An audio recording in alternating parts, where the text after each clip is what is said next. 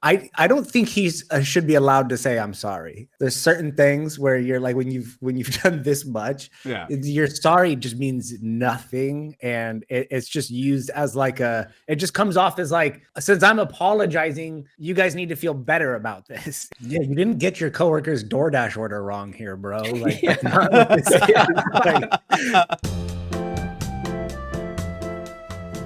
No, God! What's going on, gentlemen? Thursday, November 10th, and we are back for episode 14.26 of Exit Liquidity. I'll get that name right. That was pretty brutal. Yeah, boy, nothing happened in the last week. I mean, it's been pretty boring. Nothing to talk about here. Not the death of crypto, the falling from grace of crypto's savior, major exchange collapse. Nothing like that happened. Pretty damn boring. quiet. We've got a lot to talk about on this episode, and it's gonna be a pretty fun one. But I just want to take a minute to thank everybody who's been tuning in. We are regularly hitting over 100 views, which is fantastic. Love to see it. I don't think I normally do this at the beginning of the episode, but screw it. I'm going to do it. If you don't mind hitting the like button on this video, it really does actually help us out. We are trying to grow this channel. We are trying to do this and do more content. And, with FMC and I doing the AM show on a regular basis, we're starting to get some growth back on the channel. So do us a solid. If you like the Exit Liquidity show, hit the like button. And also go to exitliquidity.io for that newsletter that Drip's been working on day in and day out every single week. Killing it with all of the information. And it's just a great bi-weekly read. On that note, I'm your host, R2DGen. With me, as always, I'm doing it on the wrong side, Dirty Milk, and down there is Drip Call. We were talking about doing the Brady Bunch style stuff with Restream. We're not going to do that. But, gentlemen, How are we doing? How's your week been? Are you surviving? How gray has your hair gotten? What's going on? Drip, hit me. Dude, I've been just coasting. I've been cruising and kind of just enjoying myself to an extent. I had everything pulled off the markets before this, but that was for different reasons. I did not have FTX is a complete fraud exchange on my bingo card of why the crypto market crashed, but here we are. So I've literally have like almost little to no exposure into anything, so it didn't really affect me personally. I feel really bad for anyone who has been affected. I've seen some stories. It's brutal, and I'm it's gut wrenching. It has definitely been a tough week, especially if you are an FTX customer not in the US. We'll get into the specifics of that. There's a lot of moving parts here. A lot of he said, she said, they said this was going to happen. That might not have happened. Dirty Milk, how are you doing? Doing well, staying warm, staying dry. Got some rainy days over here.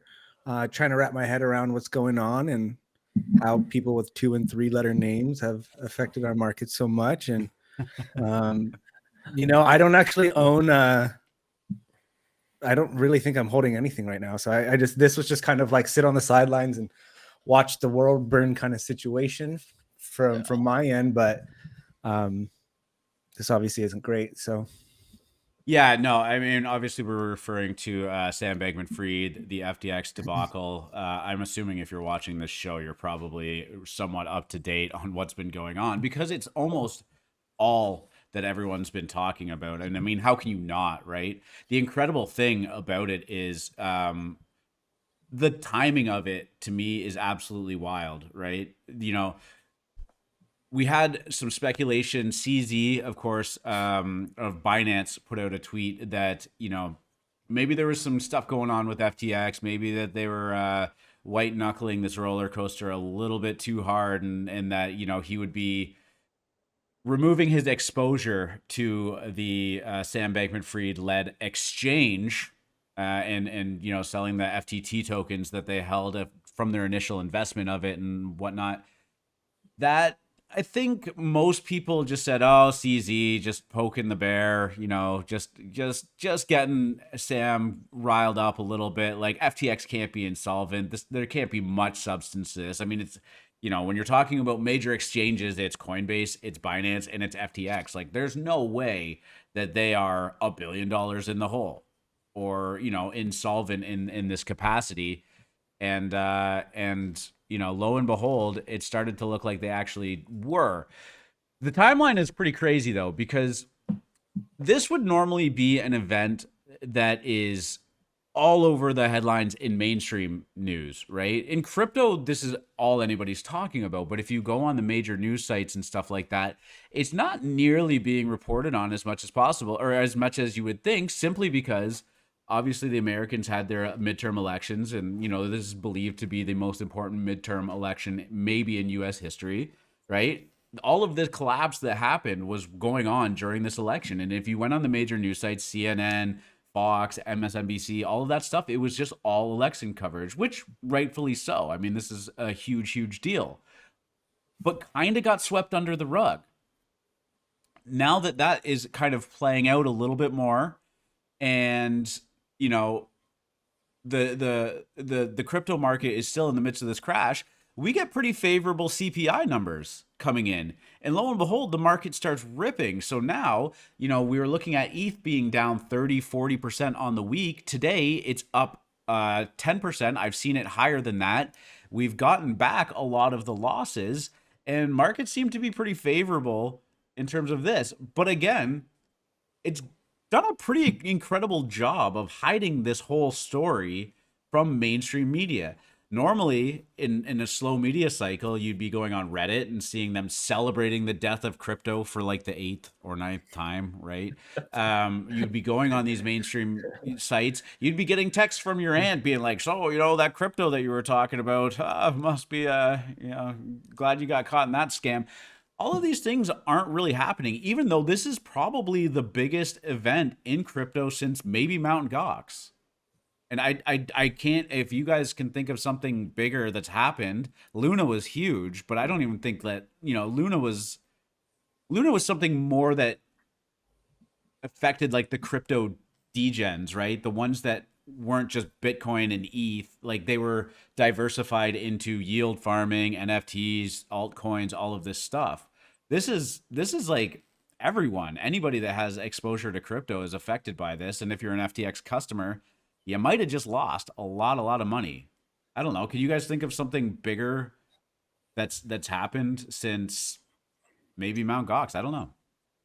I just think it's been such a shit year for crypto that the fact that this didn't make news says a lot. You know, Right? Like it's already dead. Like how much it was deeper like do how you much need we to could have bury touched it? on it. Yeah. Wasn't like Bitfinex another one of these too that was like huge, like a huge crash? Or was it a hack? I can't remember. Yeah, there was some stuff with Bitfinex too. I'm not super familiar with that one, but I mean, I can't really think of any headlines bigger than an exchange of this size being like completely insolvent. And there is so much going on here. I mean, there's the idea that CZ kind of had masterminded this whole plan to sink his competitor. There's all of the memes that are coming out of it, which were absolutely glorious. There is The other, as I say, the other side, real quick, before you kind of move on to that, the other side of the FTX thing too is there was a lot of institutional money in it, like right. a lot of VC money, and a lot of big funds had huge holds in stakes. Either they were holding on the platform, Yep. they were using it as a wallet, which never do that. If this isn't another wake up call for that, never ever use an exchange as a wallet because you don't own anything. Not But as a also they wallet for had your huge, majority of your funds, for sure. yeah.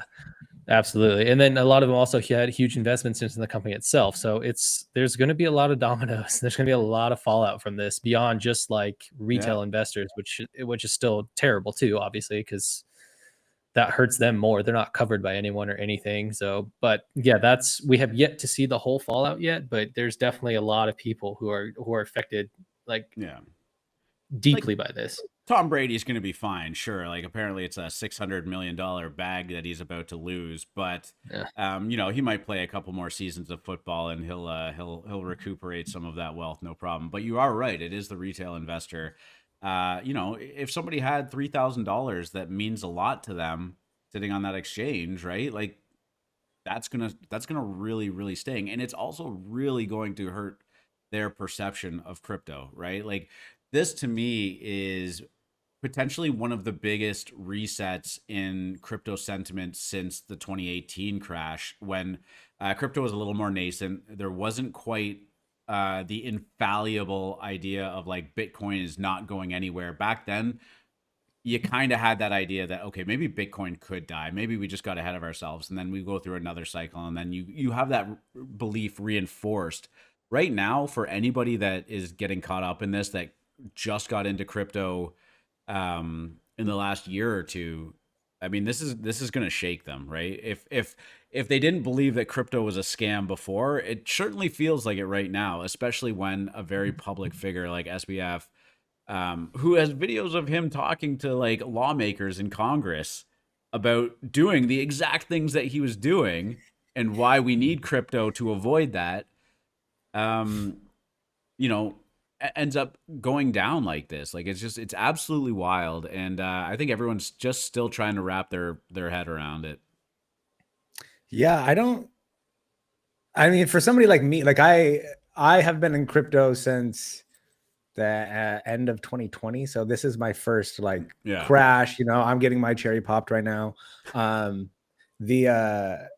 like, and for me, like I would, I guess, like consider myself, you know, educated. I spend the time, I spend time all day surrounded by people who are much more intelligent about this stuff than I am. So I've absorbed a lot, but even I've struggled a little bit to fully wrap my head around this. So I can imagine people who just really don't understand this and just want money to go up are feeling right now, you know? Yeah, for sure. And I mean, this is one of the events that if it doesn't shake you out, it becomes a huge educational moment for you, right? You know, not your keys, not your crypto is a real thing. I personally don't mind keeping some of my money on exchanges, whether it's to trade or to be able to pull it out into cash really quickly or anything like that. But it's never like a large portion of my funds is going to be sitting on any one of these exchanges, because especially now, if it can happen to FTX, it could probably happen to anybody. Now, Binance going down like this or Coinbase going down like this absolutely would be a bigger event. But I got to believe that with FTX going through this, they are going through and checking their checks and balances and making sure everything is, you know, squared away, right? Because, you know, this can't happen. If Binance were to be another domino that falls, I mean, things are going to get really, really ugly. But I mean, CZ's been out there and he's been pretty, you know, saying he's being transparent and, you know, they just released their what they're calling their proof of liquidity, I believe it is. And they have money. Like I again, like you, posting the cold wallets of all of the exchanges funds and everything. You can go on chain and verify like they're solvent, like they're good, like they have everything they need. Like same with Coinbase, because mainly because they're publicly traded. But I mean, even back in May when this whole thing, the whole bear kicked off, like I was always like hyper focused on Coinbase because that's like the biggest exchange in the US, like bar none. Like, so if anything happens with Coinbase, or if there's any weird outages or pauses or withdrawal pauses or anything like that, like that could instantly spark a bank run, so to speak. And it's all downhill from there. So I never once considered FTX, but I mean, I do remember having a conversation back in July with one of my buddies who is a financial advisor, totally out of crypto, just completely in stocks and all that. And he was just like, man, this guy's crazy. Like, who is this guy? Yeah. Like, why is he able to buy everything, especially when no one else can? And I was like, I don't know. It makes zero sense to me. And now we know why. Yeah. And now we know why they could afford to buy everything or do whatever they wanted, because they were lying. Like, they were committing fraud. Like, yeah, and I mean, now in hindsight, this all might have started going down with the Luna collapse, right? Like that Luna collapse could have been the first domino in FTX dropping this way. But that's when, you know, SBF was out there in public saying, I'm gonna save crypto. I'm gonna, you know, prop up all of these entities that are crashing so that we don't go down there. It, in hindsight, appears to just be a masterful marketing pivot, you know, behind closed doors, realizing they're screwed too. And what is the only way, what is the Hail Mary that can get them out of this, is to instill so much confidence in the market that, you know, maybe they can just by sheer will prop themselves up. But that obviously wasn't the case. This is all centered around their FTT token as well, which Alameda had a huge exposure to, and they were using in trading. FTT wasn't backed by anything. It wasn't based on anything. It was literally a shitcoin that FTX spun up. And I mean, the only reason it went up was the idea that FTX was this important identity and was getting trading volume on their coin simply because FTX was a thing. There was no underlying asset. There was no, it wasn't like an equity or a security in which you were entitled to a share of the profits or the exchanges or anything. There was literally nothing by it. And then they took collateral out of this unbacked shitcoin of their own and started buying up all of these defaulting companies and all of this stuff. Going through the checks and balances now, and again, hindsight's 2020. There's probably a couple people that saw this, but I think really most people are completely just thrown off by the fact that this happened. But now looking back on it, it's like, well, what did they spend, as it's turning out to be, maybe $8 to $10 billion on? Like, how are they this far in the hole? Right? Yeah. Like, naming the FTX arena in Miami is a drop in the bucket in that expenditure. Their staff, I don't think that they have a huge Facebook like army of people of the 100,000 employees that they have to pay. It's where did all of this money go? And I think it was to the point where, as we alluded to, maybe there was this CZ idea that he was coming in and, you know, maybe poking a hole in at a weakness that they have, and maybe looking to swoop in and buying them at cents on the dollar to be the savior of the crypto market, much like SBF had pretended to do. And then once everything really started to come out and they started to do diligence on, you know, the acquisition of FTX, I think they started going, oh, wow, this is like really, really bad, like way worse than we thought it was. The initial speculation was that they were maybe $1 billion in the hole, which in the grand scheme of things, yeah, you can knock on some doors. You can, you know, sell some stuff at a discount and maybe get some of your buddies to chip in and bail you out a little bit. But when it really quickly escalates to potentially $10 billion, I think that's when everybody starts going, yeah, I don't want anything to do with this, dude. Like, sorry, you know? And it could even be worse than that. So I don't know if CZ and Binance ever had any actual interest in buying it. I'm sure they just wanted to get a look behind the doors, and they got it. So. Could be, yeah. I mean, I don't know. Like, Dirty, like, do you think that CZ, this was like a master chess move that he had orchestrated to sink his competitors, or, you know, like, was he doing like a public service and just saying like, hey, I think that FTX is not looking so great right now? Because I don't know that FTX actually collapses the way it does if CZ didn't ever make that tweet public. At least not yet. Yeah, I don't know. It's tough. I guess I don't understand the way CZ goes about things enough to really form an opinion around his motive.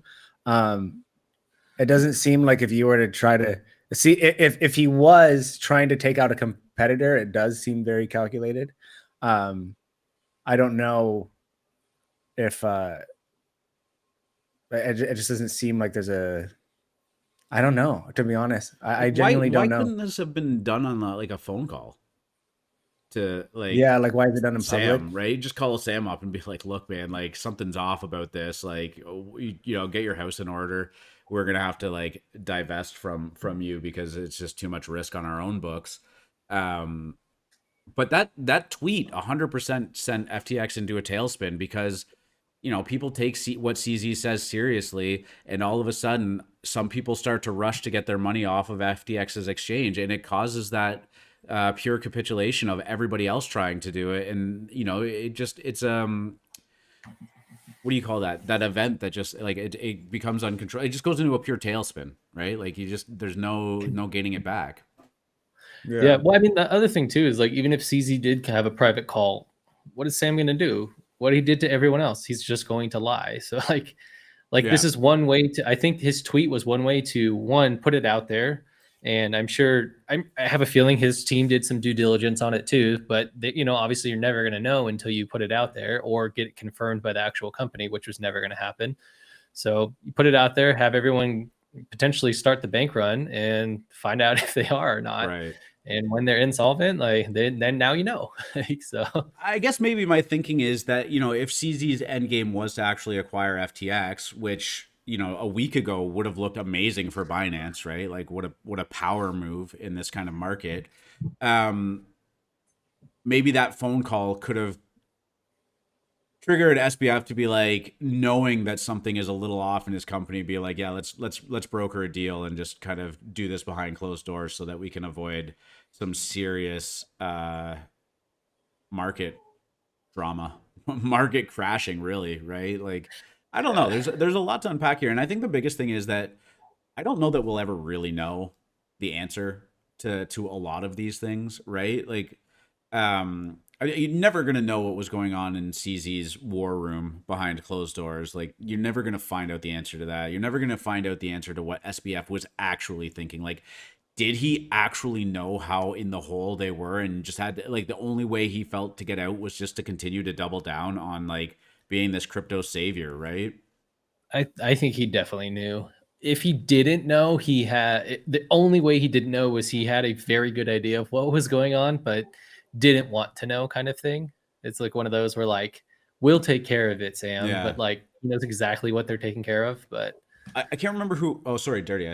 I'm so sorry. I need my dog's going nuts. Can we just? I just need to step away. Yeah, no worries, man. I think like I think it was on the Up Only podcast, and they've been going like almost nonstop with like every random guest that they could get, like huge names. But I think it was Kobe that said like, there's some Elizabeth Holmes vibes here, where I think great comparison. I think so, yeah, right. Like I think this all started off innocently enough, and I think that there was probably some fork in the road where it's just like, we're in trouble. Do we come clean about it? Or do we just like go full and just lean into it and try and again just will our way to success at any cost? And I think that's the case. I'm sure he's going to pivot because he didn't run Alameda. Was it Alameda? Yeah, he didn't run Alameda. The chick did. What's her name? Catherine? Something? I don't know. But yeah, so I guarantee you it's going to, he'll be, I don't know. I didn't know. I wasn't doing it. Like, yeah, I don't think you get to plead ignorance in this kind of I'm sure he's gonna try. Like, why wouldn't you? Like, well, that might be a decent segue into his Twitter thread that he released earlier today. Yeah. This was again, like if you weren't confused already and your confidence was already shaken in SBF, which it should be, the crypto market, which I wouldn't blame you if it was. He releases this thread, which seems like a very carefully crafted stream of consciousness, like thread. Like, you know what I mean? It was like he was dictating to a lawyer what he wanted to say, where the lawyer was just making like calculated edits. So like, I can't say that much, but like, we'll just paraphrase a little bit here. I'm just gonna. Do you mind if I just read the whole thing? Like, I think if you haven't, I think it's not that long, really. He goes, "I'm sorry. That's the biggest thing. I fucked up and should have done better." Like, okay, cool. Like that is the biggest thing, right? Like, was that you, Dirty Milk, being like, really, just sorry is the biggest thing that's going on here? It's not the $8 billion that's kind of just it's like vanished. Those people that are like, it's better to ask for forgiveness than permission. Yeah. It's like, I'm learning. Sorry, and I'll keep going on. I also should have been communicating more very recently. Transparently, my hands were tied during the duration of the possible Binance deal. I wasn't particularly allowed to say much publicly, but of course, it's on me that we ended up there in the first place. So here's an update on where things are. And then in brackets, this is all about FTX International. And this is Sam Bankman-Fried's words: the non-US exchange FTX users are all fine. Treat all of these numbers as rough. There are approximations here. He's literally doing like this is not financial advice in his own apology tweet. He does it later on too. Like, oh, that's right, he does. Yeah. He goes, FTX International currently has a total market value of assets / collateral higher than client deposits, moves with prices, but that's different from liquidity for delivery. As you can tell from the state of withdrawals, the liquidity varies widely from very to very little. The full story here is one that I'm still fleshing out every detail of, but as a very high level, I fucked up twice. I don't think that's a very high level. The first time, a poor internal labeling of bank-related accounts meant that I was substantially off on my sense of users' margin. I thought it was way lower. So mislabeled bank accounts, perfect. Could happen to anybody. I mean, you know, when my card got declined at the Wendy's when I was ordering my junior bacon cheeseburger, you know, I'm like, I must have mislabeled my account. My bad. And My bad. like, also, substantially off on my sense of users margin. Like you're just using your intuition. Like, I think we're good. I don't think that we're over leveraged here. My users aren't over margined. Like, this is all good. It's fine. I just have a good feeling about this. My sense before, leverage 0x, USD liquidity ready to deliver 24 times the average daily withdrawals. Actual 1.7x liquidity, 0.8 times worth of Sunday's withdrawal. Now that's an important distinction between daily and Sundays, because of course, when it rains, it pours. We saw roughly $5 billion of withdrawals on Sunday, the largest by a huge margin. Again, that was spun out by CZ's tweet. And so I was off twice, which tells me a lot of things, both specifically and generally, that I was shit at. And a third time, in not communicating enough. I should have said more. I'm sorry. I was slammed with things to do and didn't give updates to you all. Bro, you're worth like $16 billion. Just hire someone to write up a draft. Like, I'm busy. Like, that's what happens when you know, I'm texting with my friend, and 2 days later I realized that I read a message that I didn't respond to him. It was like, man, I'm sorry. I've been really busy these last 2 days. This is a guy that's dealing with the number 3 crypto exchange in the world. And he was just like, kind of got sidetracked. Had a lot going on. Right? Yeah, you didn't get your coworker's DoorDash order wrong here, bro. Like, that's not what this is. Like, oh, you said a salad? Yeah. It's like, what are you doing? Oh. Right. Oh man, I love that. And so we are where we are, which sucks, and that's on me. I'm sorry. Sorry. Is there anything worse to say to a bunch of people that is like, or that are out a lot of money than? We are where we are. Like, you know, it is what it is. Anyway, it is what it is. I just hate. I don't think he's should be allowed to say I'm sorry.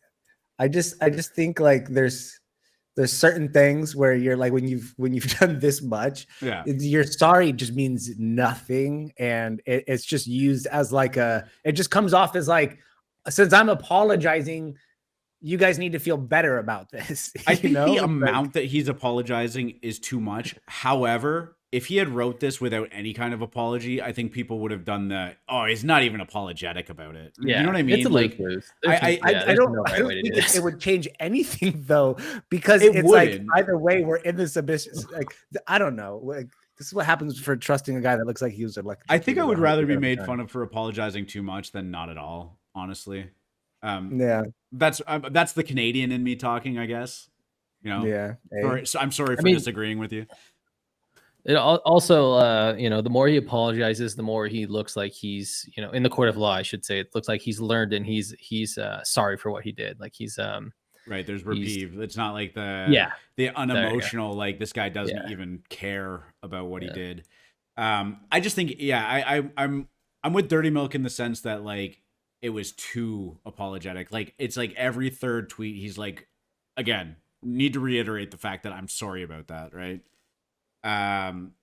Let's finish this thread off. Anyway, right now, my number one priority by far is doing right by users, and I'm going to do everything I can to do that, to take responsibility and do what I can. So right now, we're spending the week doing everything we can to raise liquidity. I can't make any promises about that, but I'm going to try and give everything I have to, if that will make it work.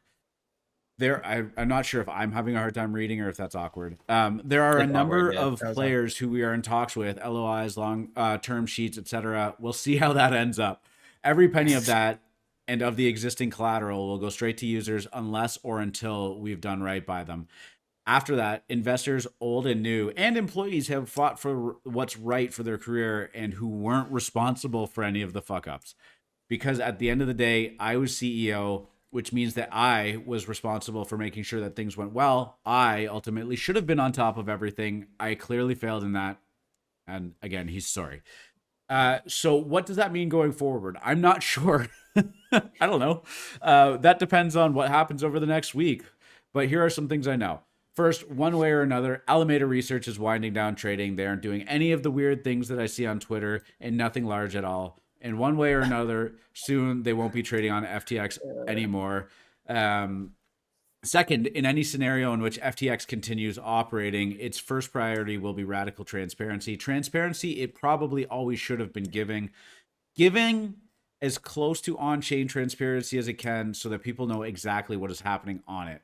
All of the stakeholders would have a hard look at FTX governance. I will not be around if I'm not wanted. All of the stakeholders, investors, regulators, users would have a large part to play in how it would be run. Solely trust.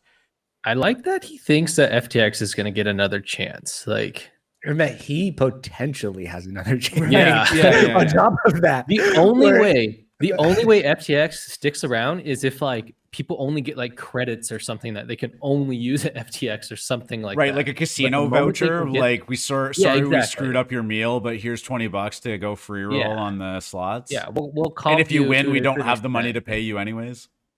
Yeah, and the second people can get their money off, they're gone and never ever coming back. But like, good luck with that. Yeah, I mean, that to me reads as like this is where the lawyer is writing it for him, because like the second that he applies that FTX is like completely done for, like it might as well just be. But yeah, I totally get what you're saying. All of that isn't what matters right now. What matters is trying to do right by customers. That's it. And then this is where it starts to get a little strange. It's like he couldn't put Twitter down. A few other assorted comments. This was about FTX International, FTX US. The US-based exchange that accepts Americans was not financially impacted by this shit show. It's 100% liquid. Every user could fully withdraw. Updates on its future coming. At some point, this is, I mean, one of the most bewildering parts of this whole thread. This is number 20 of tweet 22. At some point, I might have more to say about a particular sparring partner, so to speak, but you know, glass houses. So for now, all I'll say is, well played, you won. Juicy. Anybody? Who is he talking about? I don't know who he's talking about. Glass houses. This is stupid. You're literally all ego right there. Well, that's all ego. Yeah, this is just like. Is he not talking about CZ? Yeah. But yeah, yes. Oh. I'm not sure if you're bamboozling me or. I was like, what? No. No, he absolutely 100% is talking about CZ. CZ, of course, has publicly said this wasn't a master plan. SBF is now publicly saying, totally was. You got me. Well played, old chap. Like, it's just, you know, I'll get you back, you know, like $8 billion. This did not need to be in that thread, you know? No. It took everything that he said and how sorry it was and made it look like this was just a game between two billionaires and he was the loser. Like, I'll get you next round. You may have won the battle, but you haven't won the war. Like, I don't know. Like, this would have been like a good 19 tweet thread, and then 20 just kind of goes off the rails. 21, not advice of any kind in any way. I was not very careful with my words here, and do not mean any of them in a technical or legal sense. I may well have not described things right, though I'm trying to be transparent. I'm not a good dev and probably misdescribed something. This is like a drunk ex-boyfriend texting his ex at like 3 a.m, just firing off random texts, and then at the end sort of starting to sober up and being like, I only meant some of that, but not all of it. I don't know. Like, I probably just going to go to bed now. Yeah. And then he apologized again. And very finally, I sincerely apologize. Yeah. We'll keep sharing updates. Does he know you? Well, I guess you can delete tweets, but once you tweet it, it's in there. Yeah. Everyone sees it. So this was just an absolute roller coaster of emotions. We laughed, we cried. I don't know. All I know is that the memes that have been coming out of this have been utterly We're top tier. sorry. I mean, if you need some kind of help to cope with what's going on, the memes are probably going to get you there. This is the chick that runs Alameda. I forgot her name though. Oh,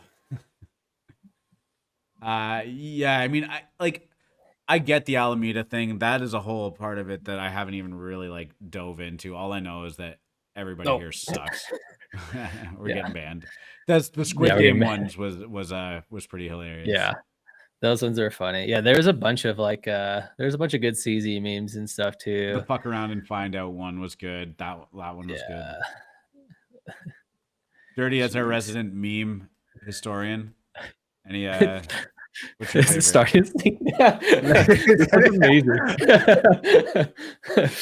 Damn. That one's great. Also, That was from Charles too. You guys know the Greg account on Twitter, right? Yeah. Yeah. Did you know that Sam Bankman-Fried bought him a Tesla? Really? Really? As a joke. Like, how is that a joke? I would like a Tesla I as wish a joke. people made jokes like that. He on me, tweeted dude. out to SBF about where's my Tesla or something like that in the pure like satirical joking fashion that is the Greg 8062487 whatever the number is. Like it's literally just a satire meme account that's hilarious. And SBF sent him a Tesla. Whoa. Well, that's where the money's gone to Right. jokes Yeah. like I that. mean, there's 100,000 of the 8 billion. Like we'll start adding it up. I mean, I'm just upset that I missed out on the opportunity for a Tesla. Right? I want a Tesla.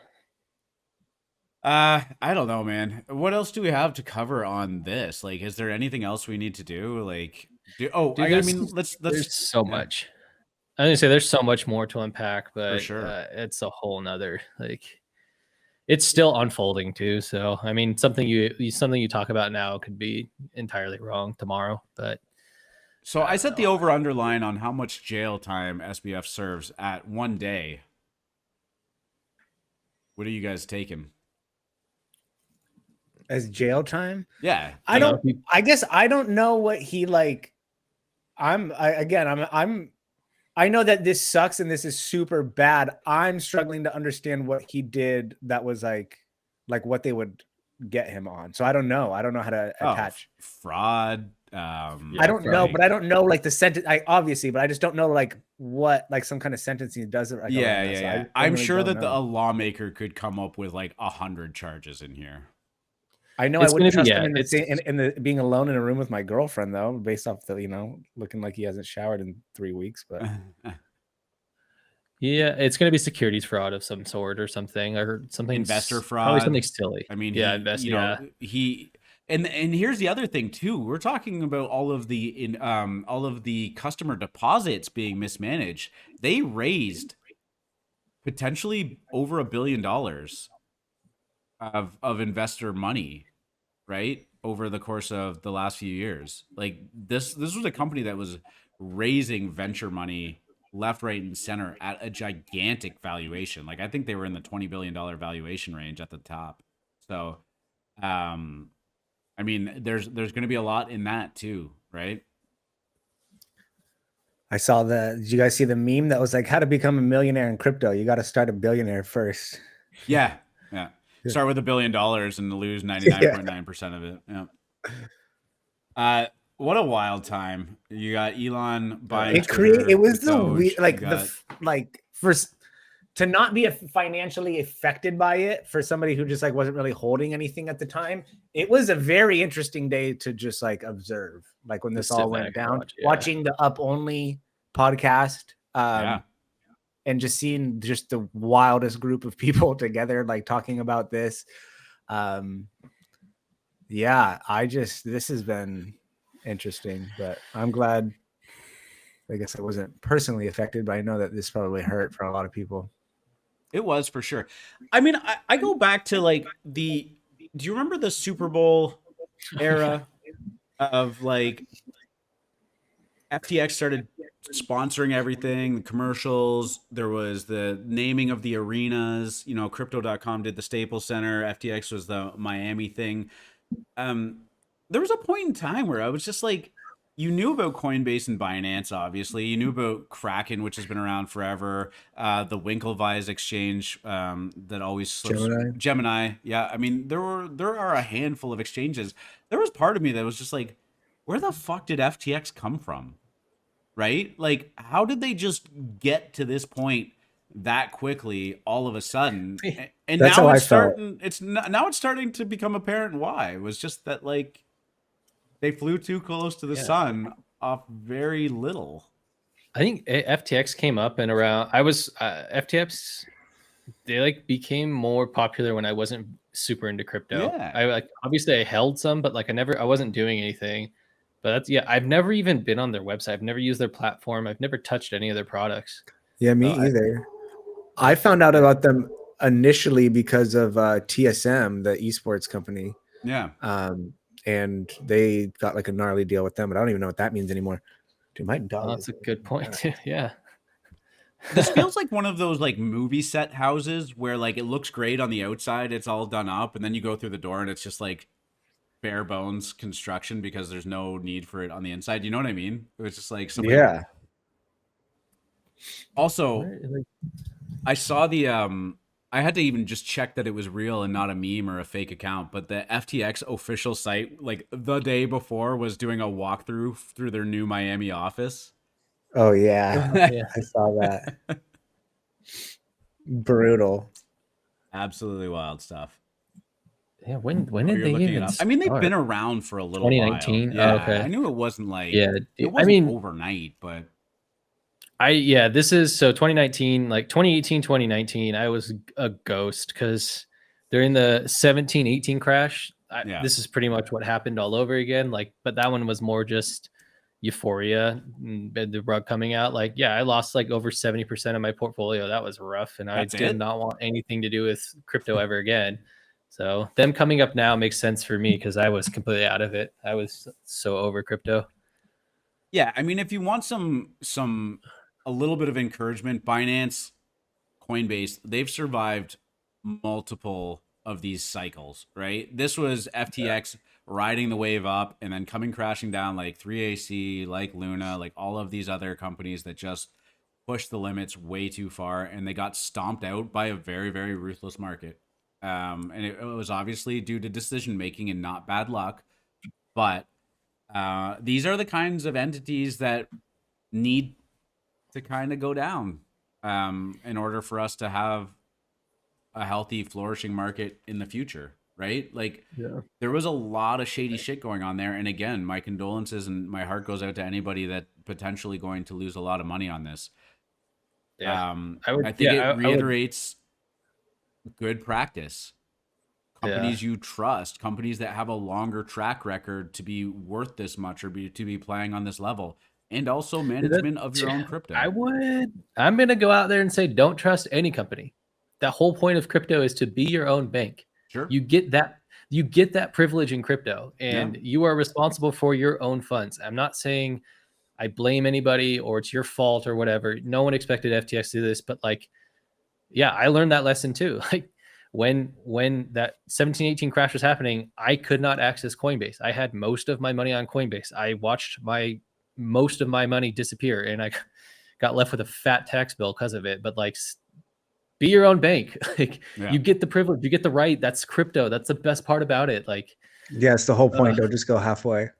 Yes, do not get a hardware wallet. They're, $50-$60 now and you can hold it. I mean, it's even if you want to, I don't suggest this at all, but like just put it on MetaMask because you control that completely. Again, get a hardware wallet before that, but like still. If it's any amount of money that's going to hurt you and really, really cause you financial distress or even just like emotional distress, right? Yeah. Do not keep it on an exchange and do not keep it on a MetaMask, a hard wallet. Yeah. That is the answer, long and short of it. And if you don't know how to deal with it, join Alpha Mint. Somebody will help you out. But in all honesty, like go look it up. There are tons of reputable people on YouTube that will show you how to set up your hardware wallets. It's easy. It is not a lengthy process. And for the $60 and a couple of hours, I mean, you're going to save yourself so much hassle, so much struggle. And if you're trading on exchanges, you shouldn't, one, never be trading so much of your stack that if you lost it all, well, it's going to hurt, right? Like you're at that point over leveraging yourself from your own money. And two, if the exchange goes down, again, you only had 10% of it. 10% is still recoverable. We're up 10% today in the market. Yeah. Right? If you lost 10% of your stack yesterday, you have the same dollar value today just by the appreciation of the 90% of the assets that you held. Don't make that mistake. This is a huge learning experience for anybody that was affected and wants to stay in the market. And if you don't, I don't blame you. And for anybody watching on the sidelines, it completely reiterates that this can happen anywhere at any time, and it's not safe. Do I think the likelihood of this happening to Coinbase is high? No, but it's certainly not non-zero. Yeah, right? it's true. Yeah, I mean, like Coinbase is probably never going to end up imploding like this within a couple days. However, you still might get locked out, and you still might not be able to do anything until the dust settles, and then they can finally figure out what's happening. So there's still a heavy amount of risk there. Like right now, if the dollar was crashing and everyone wanted to get their money out of crypto, there's 3 or 4 places US customers can go, Coinbase being the biggest one. Like, good luck getting access to that website. Like, but I guess by that time, if the dollar's crashing, your money's not worth anything anyway. So the terrible example, but you get the point. Like, so I guess my last question is, and maybe I should have given you guys a little bit more time to think of an answer in there. What would be worse than FTX crashing, apart from like Binance and Coinbase? Same thing, but like, what would be the black swan event that would be like terrifying, like crypto dead, crypto centric, or like just dead. like not global. I think we. I was like nuclear war. Well, I mean the thing about nuclear war is if it happens, you got bigger problems, anyways. Didn't a token just lose the lawsuit about them being acknowledged as security, and it was a really essentially was it library or something? I don't know. I know, yeah. But it was like a big deal because they were saying if this is how the SEC views crypto or tokens, this could have huge ramifications for the space of tokens be viewed as securities. Yeah. So I don't know. I don't know what it is. I mean, exactly, here's the one thing that's been ruled on and probably won't turn back on is that they have ruled that Bitcoin is not a security. Right? So if nothing else, Bitcoin is always going to be exempt from that narrative. Yeah. They've deemed it to be a commodity, and it falls under that category. And there is just that one thing that will, if every other crypto was labeled to be a security, I think Bitcoin goes up like crazy. I think the rotation is not out of crypto; it's into Bitcoin. Yeah, I mean, to answer your other question, like what would like Black Swan, I mean, I guess it's not technically a crypto thing, but like US government regulations, like if literally tomorrow they're like, yeah, all crypto is illegal, like, yeah, that would probably do it. But I know that's not like a Coinbase shutting down or, which again, isn't going to happen overnight, but I would say there's more likely that Coinbase goes out of business than the US government regulates crypto that unfavorably, but again, non-zero. Yeah, who knows? I mean, we'll see. I know they're trying to figure out their central bank digital currency. They'll figure it out eventually, and obviously they can't compete with all the other thousands of cryptos that are out there because why would they? So mine was, and I was talking to FMC about this on the AM show, is Bitcoin moving from Satoshi's wallet. You think that would? Think that would? Yes. Well, in what sense? Sorry, just moving to another wallet, cashing out, like moving to an exchange or something. I think that there is a very real cornerstone standard around that wallet of this is never, those 1 million coins are never going to move. I think they're going to move once Bitcoin is officially mined out. I don't. I've always thought that though, but Why? I'm curious, not just to keep the conversation going. mainly because of value. I mean, once it officially mines out, like that's when the real value is going to set in. And again, this is all my opinion. This is just what I've always thought.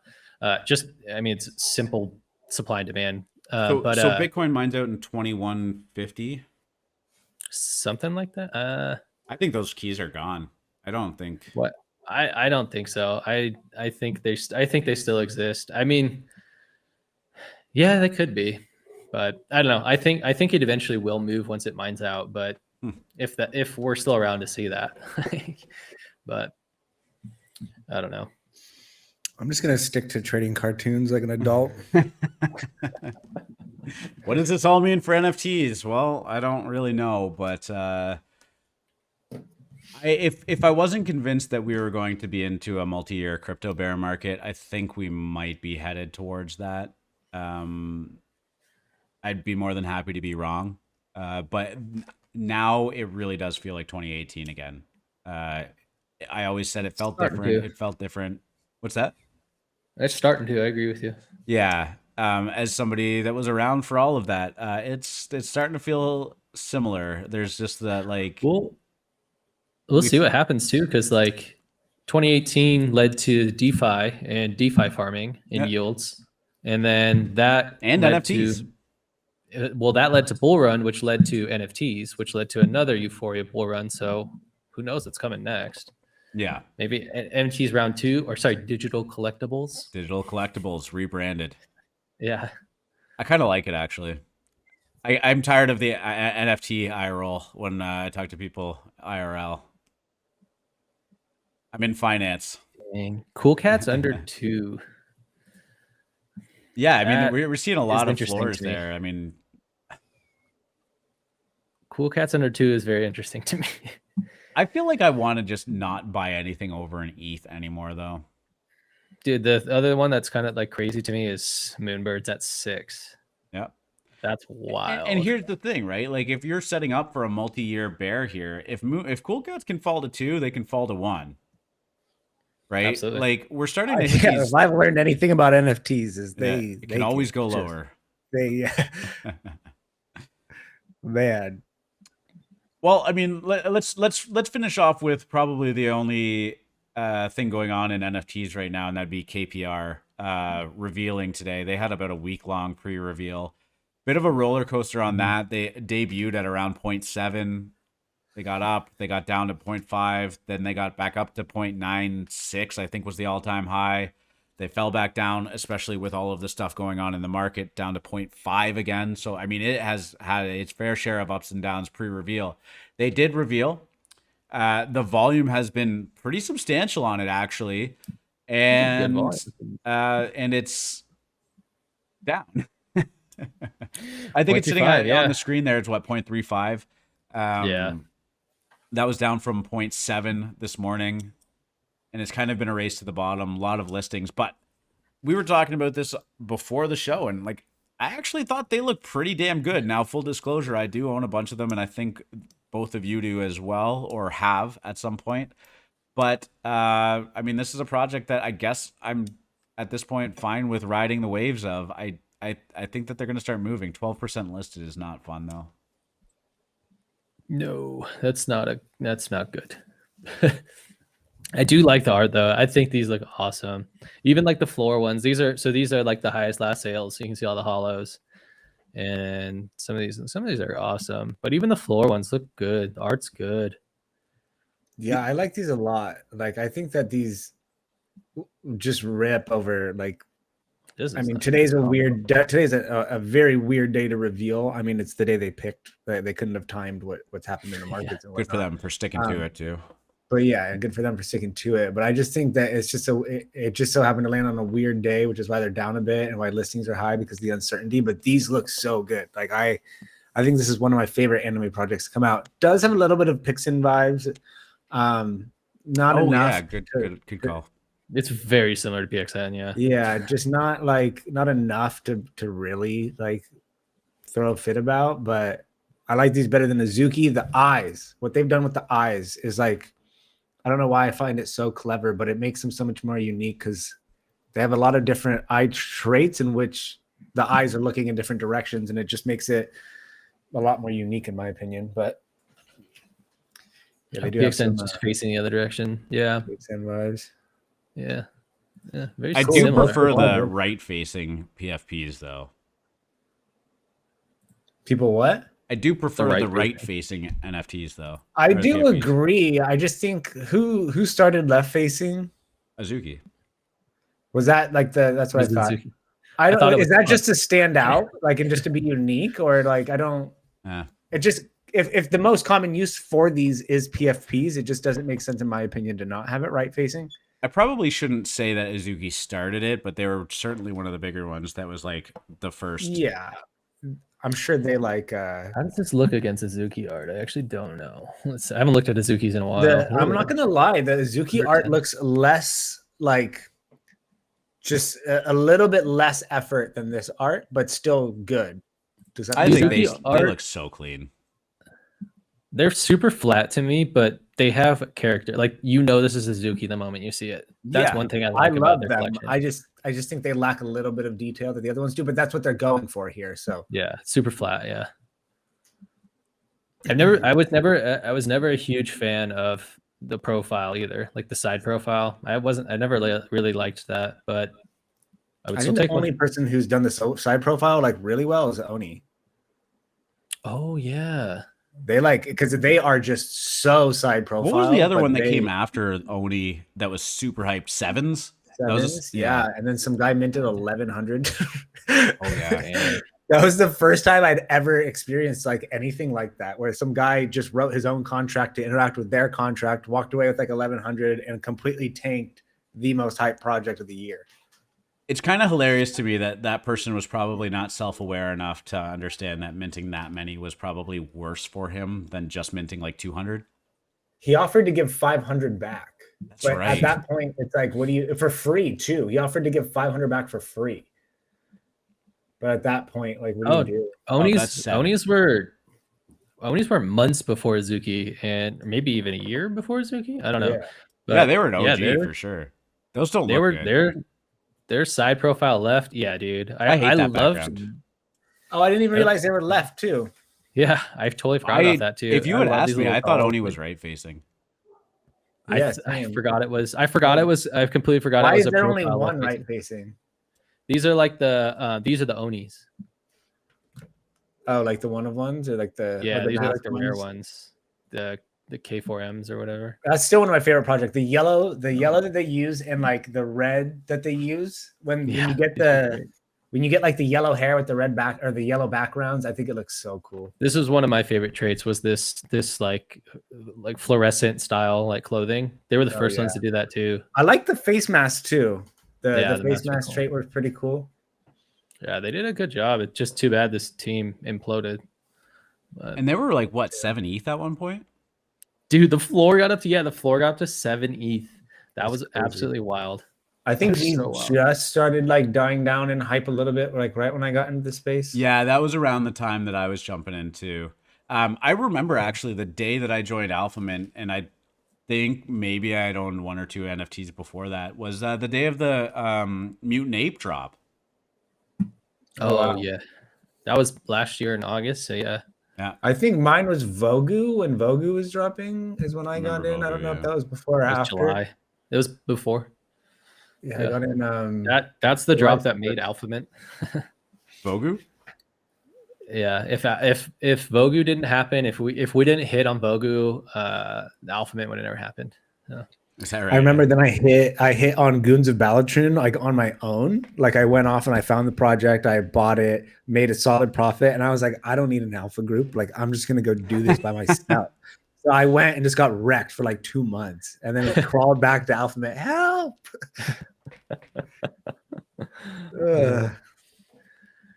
Yeah. Good times. All right, gentlemen. Anything else we want to touch on? Do we have anything else pulled up? I think that was. That's pretty much all that's been happening. good. I mean, that's all that's on the timelines is FTX and pretty much KPR. And speculations on other projects. Do you think Ether or Valhalla are going to mint this year? I don't know No. if Ether ever was going to. Valhalla, Yeah.